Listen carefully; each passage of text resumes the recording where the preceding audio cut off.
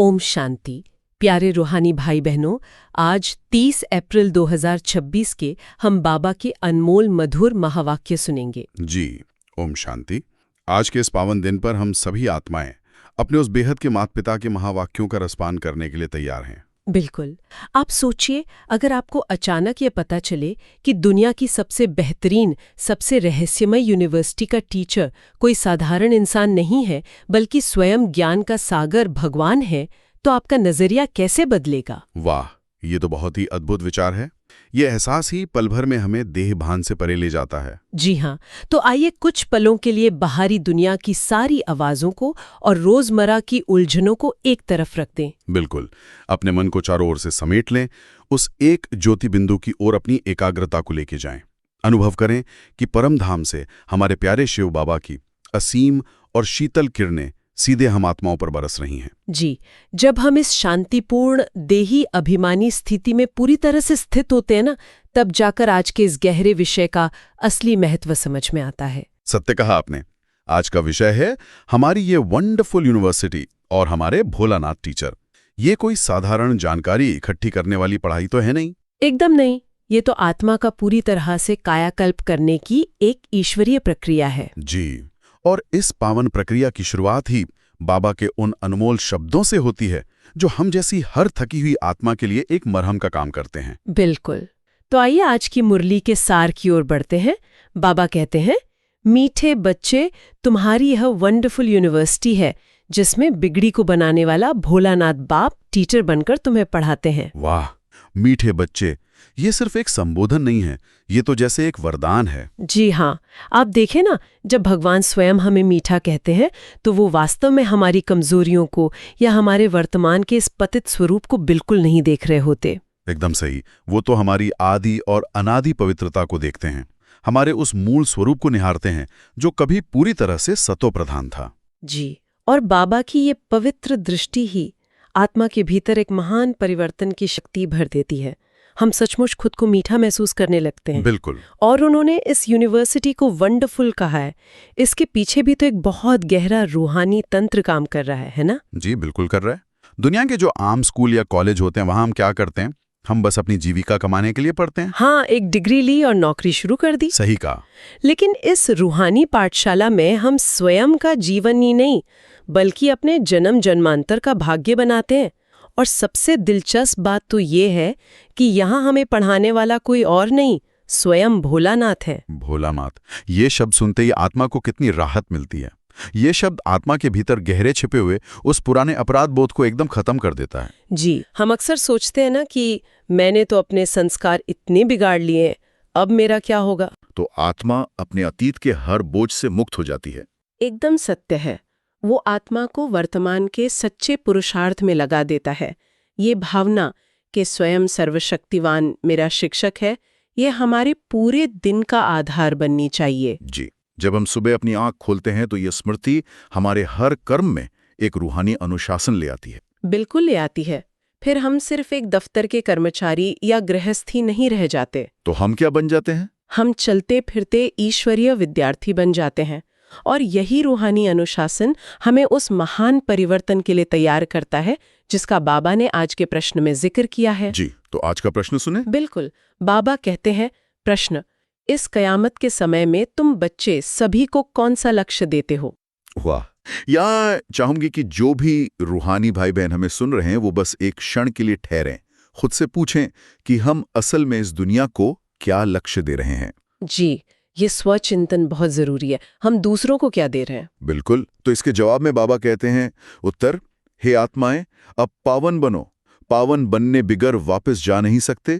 आधा कल्प का जो रोग लगा हुआ है उससे मुक्त होने के लिए तुम सबको 7 रोज भट्टी में बिठाते हो। पतितों के संग से दूर रहे, कोई भी याद ना आए, तब कुछ बुद्धि में ज्ञान की धारणा हो।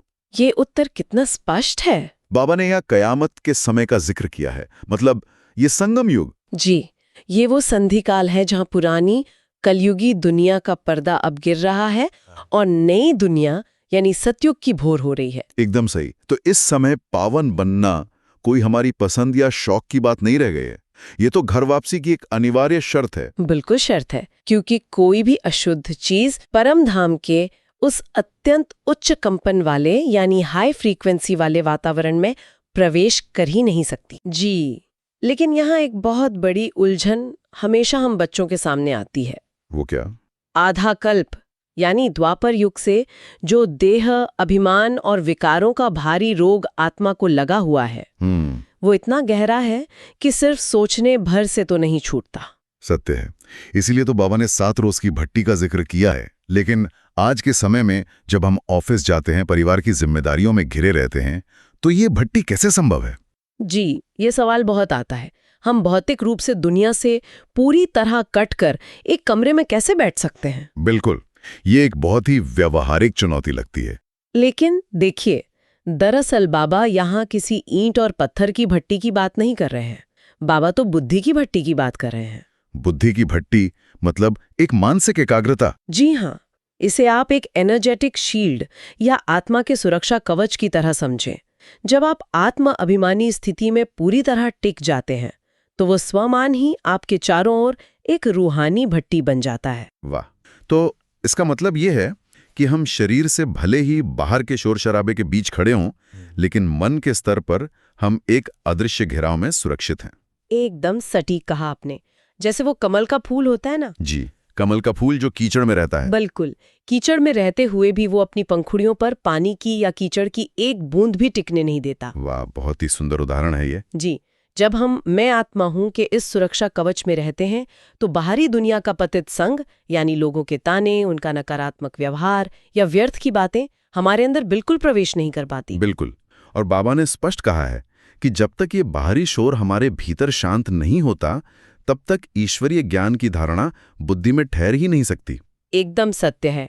और इसी धारणा को और गहरा करने के लिए आज बाबा ने हमें 6 बहुत ही गुह्य शिक्षाएं दी हैं। तो आइए पहली शिक्षा तक हम गहरा चिंतन करते हैं, जहां बाबा उस बेहद के बाप और शिक्षक की पहचान स्पष्ट कर रहे हैं। बाबा कहते हैं, बच्चे जानते हैं वो निराकार जो सभी आत्माओं का बाप है, सर्व का सद्गति दाता है, वह हमको पढ़ा रहे हैं। ये सारी रचना उस एक रचयिता की प्रॉपर्टी है। वाह, इस महावाक्य को सुनकर मन एकदम ठहर जाता है। सोचिए, दुनिया में जो कुछ भी हम अपनी आंखों से देखते हैं, वो सब उस एक रचयिता की प्रॉपर्टी है। जी, जब हम इस सत्य को गहराई से स्वीकार कर लेते हैं ना, तो हमारे अंदर से ये मेरापन पूरी तरह खत्म हो जाता है। बिल्कुल खत्म हो जाता है। फिर ये मकान, ये परिवार, यहाँ तक कि ये देह भी, सब कुछ उस निराकार बाप की अमानत लगने लगता है। ये दृष्टिकोण जीवन की बहुत बड़ी चिंताएं हमेशा के लिए मिटा देता है, क्योंकि जब हम किसी चीज को अपना मानते हैं, तो उसे खोने का एक गहरा डर हमेशा मन में बना रहता है। सही कहा। लेकिन जब हम ये स्मृति पक्की कर लेते हैं कि मैं तो सिर्फ एक ट्रस्टी हूँ और मुझे पढ़ाने वाला सर्व का सद्गतिदाता स्वयं भगवान है, तो हम एकदम निश्चिंत विद्यार्थी बन जाते हैं। जी, ये निश्चिंतता तभी आती है जब हमें अपनी असलियत याद हो। और इसलिए दूसरी शिक्षा में बाबा आत्मा के मूल स्वरूप और उसके नाम की बात करते हैं। जी, तो दूसरी शिक्षा पढ़ते हैं। बाबा कहते हैं, हम तो पहले आत्मा है ना, पीछे ये शरीर लिया है। शरीर का नाम बदलता रहता है, आत्मा का नाम तो नहीं बदलता। आत्मा तो एक ही है। बाप ने कहा है, मुझ आत्मा का एक ही नाम शिव है। ये बिंदु तो हमें हमारे सबसे सूक्ष्म देह अभिमान से रूबरू करा देता है। बिल्कुल कराता है। आप सोचिए, हम समाज में अपनी एक अलग पहचान बनाने के लिए कितनी मेहनत करते हैं। जी हाँ। हम कहते हैं, मैं डॉक्टर हूँ, मैं मैनेजर हूँ, या मैं एक बहुत सफल इंसान हूँ। हम इन बाहरी लेबल्स को ही अपना असली मैं मान बैठते हैं। जबकि वास्तविकता क्या है? ये सब तो केवल इस जन्म के कॉस्ट्यूम के नाम है। ये तो बस एक वस्त्र है जो हमने पहना है। एकदम सही। और ये बहुत गहरी बात है कि आत्मा का नाम कभी बदलता ही नहीं है, वो तो बस एक ज्योति बिंदु है। जी, और उससे भी बड़ी बात शिव बाबा का ये कहना है कि मुझ आत्मा का एक ही नाम शिव है। शिव अर्थात कल्याणकारी। वाह, सर्वशक्तिमान बाप अपना नाम और अपना कर्तव्य कभी नहीं बदलता, तो फिर हम आत्माएं हर जन्म में शरीर के साथ अपना नाम और अपना स्वभाव क्यों बदल लेती हैं? यही तो विडंबना है। इसलिए जब हम दफ्तर में हों या घर में हों और कोई हमें हमारे लौकिक नाम से या हमारे पद से बुलाए, तो अंदर ही अंदर एक रूहानी स्विच ऑन हो जाना चाहिए। कैसा स्विच? ये स्मृति की ये आवाज तो इस नश्वर शरीर के लिए है। मैं तो भ्रिकुटी के बीच चमकती हुई एक अनामी आत्मा हूँ। वाह, ये छोटा सा अभ्यास हमें तुरंत देह भान से एकदम अलग कर देता है। जी हाँ, और देह भान से ये अलगाव इसलिए बहुत जरूरी है क्योंकि इसी देह भान ने इस दुनिया को भ्रष्टाचारी बनाया है। बिल्कुल, इसी बात पर बाबा ने अपनी तीसरी शिक्षा में पवित्रता की एक बिल्कुल नई परिभाषा दी है। जी, बाबा कहते हैं, भारत बिल्कुल ही कंगाल, भ्रष्टाचारी है। लोग भ्रष्टाचार समझते हैं करप्शन, एडल्ट्रेशन को, चोरी ठगी को, परंतु बाप कहते हैं पहला भ्रष्टाचार है मूत पलीती बनना। शरीर विकार से पैदा होता है, इसलिए इसको विशस वर्ल्ड कहा जाता है। ये नजरिया तो दुनिया की सोच से एकदम उलट है। आज समाज में हम केवल पैसों की हेराफेरी को या रिश्वतखोरी को ही भ्रष्टाचार मानते हैं। सत्य है, लेकिन बाबा हमें बीमारी के बिल्कुल जड़ तक ले जा रहे हैं। जी, जब आत्मा अपने मूल सतो प्रधान स्वरूप से नीचे गिरकर इन विकारों के यानी काम, क्रोध, लोभ, मोह, अहंकार के वश हो जाती है, तो वो अपने असली खजाने गवा बैठती है। बिल्कुल, और यही आत्मा की असली कंगाली है। आज हम देखते हैं दुनिया में भौतिक धन तो बहुत है। हाँ, बड़ी बड़ी इमारतें हैं, सुख सुविधाएं हैं। जी, लेकिन फिर भी सुख और शांति बिल्कुल नहीं है, क्योंकि आत्मा आध्यात्मिक रूप से पूरी तरह दिवालिया हो चुकी है। शरीर ही जब विकार से पैदा हो रहा है तो पूरी दुनिया विशस वर्ल्ड यानी वाइसलेस वर्ल्ड का बिल्कुल उल्टा बन गई है। एकदम सही। तो अब इस भ्रष्टाचारी दुनिया को बदलने का तरीका क्या है? ये बाहुबल या बाहर का कोई कानून तो हो नहीं सकता। नहीं, बिल्कुल नहीं। शिव बाबा हम बच्चों द्वारा योग बल से एक नई वाइसलेस वर्ल्ड की स्थापना करा रहे हैं। जी, जब हम अपने हर संकल्प में और हर कर्म में संपूर्ण पवित्रता लाते हैं, तो हमारी उसी पवित्रता के प्रकंपन इस नई दुनिया की मजबूत नींव बनते हैं। बिल्कुल। अब सवाल ये आता है कि इस नई दुनिया में जाने की असल विधि क्या है? चौथी शिक्षा में बाबा ने इसका एक बहुत ही शक्तिशाली और विचारोत्तेजक उदाहरण दिया है। जी, ये उदाहरण बहुत ही गुह्य है। बाबा कहते हैं, मुर्दे को भी जब शमशान में ले जाते हैं तो पहले मुंह शहर तरफ, पैर शमशान तरफ करते हैं। अभी तुम स्वर्ग में जाते हो तो तुम्हारा मुंह उस तरफ है। शांतिधाम और सुखधाम पैर दुग्धान तरफ हैं। स्वीट होम को याद करते करते तुम आत्माएं स्वीट होम में चली जाएंगी। ये है बुद्धि की प्रैक्टिस। ये एनालॉजी सुनने में जितनी अजीब लगती है ना, वास्तविकता में उतनी ही गहरी है। जी, इसे हम एक अंतरिक्ष यात्री यानी एस्ट्रोनॉट के उदाहरण से भी बहुत अच्छे से समझ सकते हैं। वो कैसे? जैसे एक अंतरिक्ष यात्री धरती पर या किसी और ग्रह पर चलता है, पर उसका भारी स्पेस सूट उसे पल पल ये याद दिलाता है कि वो एक अलग वातावरण से आया है और उसका सीधा संपर्क अपने मदरशिप या ऊपर स्पेस स्टेशन से होता है। वाह, बहुत ही सटीक तुलना है ये। हमारे पैर भले इस पुरानी दुनिया में हैं, हम यहाँ कर्म भी कर रहे हैं, अपनी सारी जिम्मेदारियां भी निभा रहे हैं, लेकिन हमारी बुद्धि का मुख हमेशा हमारे मदरशिप यानी हमारे परम धाम स्वीट होम की तरफ ही होना चाहिए। बिल्कुल, जीते जी इस पुरानी दुनिया से वैराग्य आना, यही वो श्रेष्ठ अवस्था है जहां हम यहाँ होते हुए भी यहाँ के नहीं हैं। जी, तो जब भी हमें इस दुनिया की कोई बात परेशान करे, कोई अपमान मिले या कोई बड़ा आर्थिक नुकसान हो जाए, तो तुरंत खुद से ये पूछना चाहिए। क्या पूछना चाहिए? यही कि मुझे यहाँ रहना ही कितना है, मेरा मुख तो मेरे शांति धाम की तरफ है। ये अभ्यास आत्मा को तुरंत इतना हल्का कर देता है कि सारे बोझ उतर जाते हैं। एकदम सत्य कहा आपने। लेकिन ये मुख शांतिधाम की तरफ मुड़े, इसके लिए हमें अपनी बहुत सारी ऊर्जा बचानी होगी। बिल्कुल बचानी होगी। ऊर्जा के बिना तो उड़ान संभव ही नहीं है। जी, इसलिए 5वीं शिक्षा में बाबा उस लीकेज के बारे में बता रहे हैं जो हमारा सारा योगबल सोख लेती है। तो 5वीं शिक्षा सुने। बाबा कहते हैं, इन बातों में डिबेट करने में जास्ती टाइम वेस्ट नहीं करना है। तुम्हारा काम है बाप को याद करना। फालतू बातों में बुद्धि नहीं जानी चाहिए। बाप से योग लगाना, चक्र को जानना है, बाकी पाप नष्ट होंगे याद से। हम अक्सर क्या सोचते हैं कि ज्ञान की चर्चा करना तो बहुत अच्छी बात है। जी, चर्चा करना तो अच्छा है, लेकिन जब वही चर्चा एक बहस या डिबेट का रूप ले लेती है कि कौन सही है और कौन गलत, या जब हम दुनियावी बातों में बुरी तरह उलझ जाते हैं, तो वो सिर्फ और सिर्फ हमारे अमूल्य समय की बर्बादी है। एकदम सही कहा। अगर हम इसे मनोवैज्ञानिक रूप से भी देखें तो बहस करना वास्तव में अपने अहंकार को पुष्ट करने की ही एक कोशिश होती है। जी, मैं सही हूँ ये साबित करने की कोशिश। बिल्कुल, और इससे कोई विकर्म विनाश नहीं होते। बाबा ने एकदम स्पष्ट कर दिया है कि आत्मा पर चढ़े पापों का जो भारी बोझ है वो केवल याद की यात्रा यानी इस प्राचीन योग रूपी अग्नि से ही जलेगा। सत्य है, एक शिव बाबा में अपनी बुद्धि को एकाग्र करना ही हमारी सच्ची मेहनत है। जी, तो जब भी हमारा मन दूसरों की बातों में जाए, हमें तुरंत एक ट्रैफिक कंट्रोल की तरह खुद को वहीं रोकना चाहिए। और खुद से पूछना चाहिए कि क्या इस संकल्प से मेरे पुराने पाप कट रहे हैं? बिल्कुल। अगर अंदर से जवाब ना में आता है, तो समझ लीजिए कि वो संकल्प सिर्फ और सिर्फ हमारी रूहानी शक्ति को ड्रेन कर रहा है, उसे सोख रहा है। जी, तो अपनी इस ऊर्जा को बचाने के बाद उसे असल में कहाँ लगाना है, ये बाबा ने अपनी छठी शिक्षा में बहुत सुंदर तरीके से बताया है। सेवा का असली महत्व समझाते हुए बाप कहते हैं जो मेरे अर्थ बहुत सर्विस करते हैं, मनुष्य को देवता बनाने की, वो जास्ती प्यारे लगते हैं। जो पुरुषार्थ करेंगे वही ऊंच वर्षा पाएंगे। यहाँ मनुष्य को देवता बनाने की बात कही गई है। ये केवल प्रवचन देने से या सिर्फ ज्ञान सुनाने से नहीं होता। जी नहीं, बिल्कुल नहीं होता। जब कोई आत्मा हमारे संपर्क में आती है तो क्या हमारे शांत और पवित्र वाइब्रेशंस उसे ये महसूस कराते हैं कि वो भी एक दिव्य आत्मा बन सकती है? वाह, यही तो सच्ची रूहानी सेवा है, बिना कुछ कहे भी बहुत कुछ दे देना।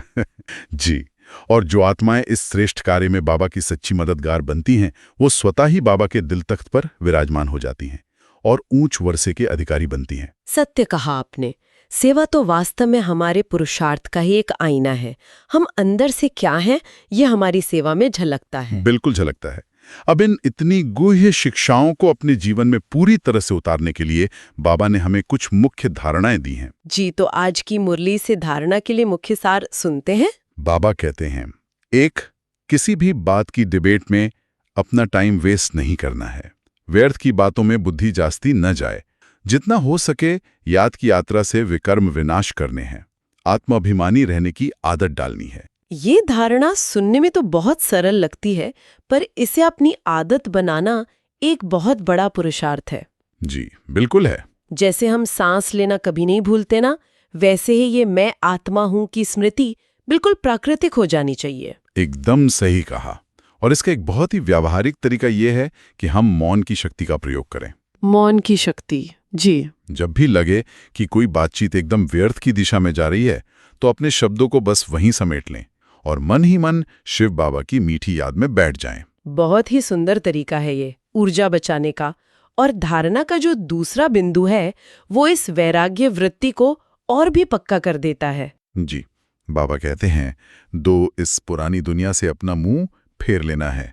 शांति धाम और सुख धाम को याद करना है। नया मकान बन रहा है तो पुराने से दिल हटा लेनी है। नया मकान बन रहा है, ये सोच ही अपने आप में कितनी उत्साहवर्धक है। बिल्कुल। आप सोचिए, अगर हमें ये पता हो कि 1 महीने बाद हम एक बहुत ही शानदार महल में शिफ्ट होने वाले हैं, तो क्या हम अपनी पुरानी टूटती हुई झोपड़ी को सजाने में अपना समय और पैसा बर्बाद करेंगे? बिल्कुल नहीं करेंगे। हम तो बस उस नए महल के सपने देखेंगे। जी, इसी तरह सतयुग हमारा वो नया मकान है जो अब तैयार हो रहा है। इस कलयुगी दुनिया के थोड़े समय के आकर्षण अब हमें बांध नहीं सकते। एकदम सत्य है। जब हम इस ऊंचे दृष्टिकोण से दुनिया को देखते हैं तो हमारे भीतर स्वतः ही एक सहज वैराग्य आ जाता है। जी, और इसी वैराग्य और पुरुषार्थ को बहुत सारी शक्ति देने के लिए बाबा रोज हमें एक अनमोल वरदान देते हैं। जी, तो आज बाबा का वरदान है, ईश्वरीय कुल की स्मृति द्वारा माया का सामना करने वाले सदा समर्थ स्वरूप भव। वाह, ईश्वरीय कुल की स्मृति। बाबा आगे कहते हैं, किसी भी कार्य में सफलता प्राप्त करनी है तो पहले स्मृति द्वारा समर्थी स्वरूप बनो। समर्थी आने से माया का सामना करना सहज हो जाएगा। जैसी स्मृति होती है वैसा स्वरूप बन जाता है। इसलिए सदा पावरफुल स्मृति रहे कि जब तक ये ईश्वरीय जन्म है, तब तक हर सेकंड, हर संकल्प, हर कार्य ईश्वरीय सेवा पर हूँ। हमारा ये ईश्वरीय कुल है, ये स्मृति की सीट सर्व कमजोरियों को समाप्त कर देगी। स्मृति की सीट, इस एक छोटे से शब्द में कितना गहरा राज छिपा है। बिल्कुल। आप एक राजा का उदाहरण देखिए। जब एक राजा अपने सिंहासन पर विराजमान होता है तो उसका अधिकार और उसकी शक्ति एकदम चरम पर होती है। जी, सभी उसकी आज्ञा मानते हैं। लेकिन अगर वही राजा अपनी सीट छोड़कर नीचे जमीन पर आ जाए तो कोई भी उस पर हावी हो सकता है। एकदम सटीक बात कही आपने।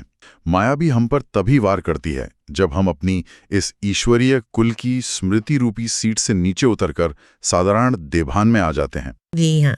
जब हम सारा दिन बस ये याद रखते हैं कि मैं ईश्वरीय सेवा पर हूं, तो हम कोई भी साधारण काम करते हुए थकते नहीं हैं। बिल्कुल नहीं थकते। मान लीजिए आप दफ्तर में बैठकर एक कंप्यूटर पर फाइल बना रहे हैं। बाहर से एक लौकिक काम है, लेकिन अंदर स्मृति क्या है कि मैं ईश्वरीय आदेश पर इस रथ के निर्वाह के लिए कर्म कर रहा हूं। वाह, ये श्रेष्ठ स्मृति माया के हर वार को विफल कर देती है। जी। और इसी स्मृति को पूरे दिन बनाए रखने के लिए आज का स्लोगन एक बहुत बड़े टूल की तरह काम करता है। जी, आज का स्लोगन है, सत्य समय प्रमाण स्वयं सिद्ध होता है, उसे सिद्ध करने की आवश्यकता नहीं। ये स्लोगन हमारे सूक्ष्म अहंकार के लिए एक बहुत बड़ी चुनौती है। बिल्कुल है। हम देखते हैं कि जब कोई हम पर झूठा आरोप लगाता है या हमें बिल्कुल गलत समझ लेता है, तो हमारे अंदर से एक जबरदस्त दबाव उठता है। हाँ, वो दबाव कि मुझे खुद को सही साबित करना ही है, और हम अपनी सारी की सारी ऊर्जा बस सफाई देने में लगा देते हैं। जी, लेकिन शिव बाबा हमें समझा रहे हैं कि सत्य तो बिल्कुल सूरज की तरह है।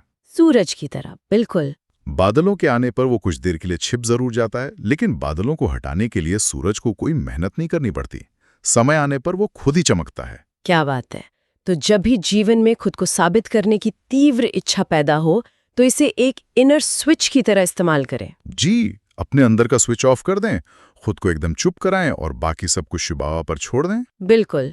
और इसी सूक्ष्म अभिमान को जड़ से खत्म करने के लिए बाबा ने आज के अव्यक्त इशारे में बहुत ही सूक्ष्म बात कही है। जी, बाबा अव्यक्त इशारे में कहते हैं, महान बनने के लिए मधुरता और नम्रता का गुण धारण करो। मेजॉरिटी के सामने सर्विस में बाधा डालने वाला मुख्य विघ्न आता है, मैंने ये किया, मैं ही ये कर सकता हूं। ये मैंपन आना, इसको ही कहा जाता है ज्ञान का अभिमान, बुद्धि का अभिमान। इस प्रकार के विघ्नों को समाप्त करने के लिए सदा एक शब्द याद रखना कि मैं निमित्त हूं। निमित्त बनने से ही निराकारी, निरहंकारी और नम्रचित्त, निसंकल्प अवस्था में रह सकते हैं। ये एक ऐसा मोड़ है जहां बहुत अच्छे महारथी भी कई बार धोखा खा जाते हैं। जी, क्योंकि सेवा तो हम बहुत अच्छी कर लेते हैं। मान लीजिए कोई बहुत बड़ा रूहानी कार्यक्रम आयोजित किया, बहुत लोगों को ज्ञान सुनाया, हाँ, लेकिन उसके तुरंत बाद सूक्ष्म रूप से ये इच्छा मन में आ जाती है कि मुझे इसका क्रेडिट मिलना चाहिए, मैंने किया ही है। जी, और यही वो मैंपन है जो हमारे चारों ओर के वायुमंडल को एकदम भारी कर देता है। बिल्कुल भारी कर देता है। और इसका एकमात्र पक्का इलाज है निमित्त भाव। निमित्त यानी मैं सिर्फ एक यंत्र हूँ, एक इंस्ट्रूमेंट हूँ। जी, जैसे बांसुरी कभी ये घमंड नहीं करती कि उसने कितनी सुंदर धुन निकाली है, क्योंकि वो बहुत अच्छे से जानती है कि बजाने वाला तो कोई और ही है। वाह, बहुत ही सुंदर बात। जब हम इस निमित्त भाव में पूरी तरह स्थित होते हैं, तो हमारे सिर से सारा बोझ उतर जाता है। एकदम, आत्मा इतनी हल्की हो जाती है कि वो फरिश्ता स्वरूप का, एक निसंकल्प और मौन अवस्था का सहज अनुभव करने लगती है। जी हाँ, तो आइए अब हम आज के इन सभी गहराइयों को, इन ईश्वरीय महावाक्यों को स्वमान के रूप में अपने अंदर गहराई तक पिरोलें। जी, स्वमान का ये अभ्यास बहुत जरूरी है। हमारा आज का पहला स्वमान है, मैं पवित्रता की शक्ति से भरपूर ईश्वरीय कुल की महान आत्मा हूँ। इस ऊंचे स्वमान का अनुभव करने के लिए मन की आंखों से देखें, महसूस करें कि आप परम धाम से सीधे धरती पर अवतरित हुई एक शुभ्र श्वेत प्रकाश की किरण है। जी, जब आप इस अलौकिक नशे में रहते हैं कि आपका कुल स्वयं भगवान का कुल है, तो दुनिया की कोई भी अशुद्धि या कोई भी आकर्षण आपको छू तक नहीं सकता। बिल्कुल, आप जहां भी जाएंगे आपकी दृष्टि स्वतः ही पावन और निर्मल होगी। हमारा दूसरा स्वमान है, मैं शांति धाम की निवासी मास्टर भोलानाथ आत्मा हूँ। इसे अपने हृदय की गहराइयों में महसूस करें। आपका असली घर बाहर के शोर शराबे की ये दुनिया बिल्कुल नहीं है। जी, हमारा घर तो वो पारलौकिक शांति का असीम सागर है।